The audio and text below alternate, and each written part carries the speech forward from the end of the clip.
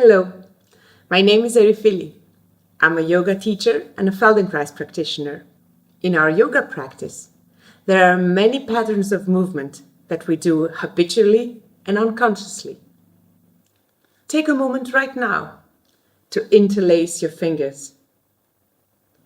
Do it a few times.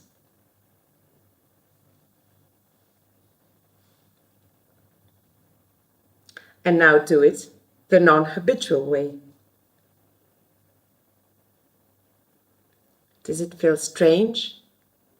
Awkward?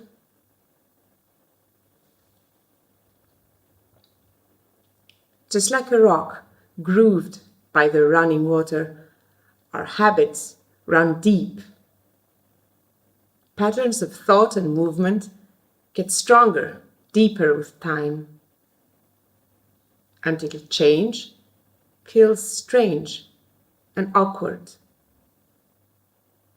The Feldenkrais Method is a tool that can enhance awareness of our physical, mental, and emotional body, bringing new possibilities for our practice.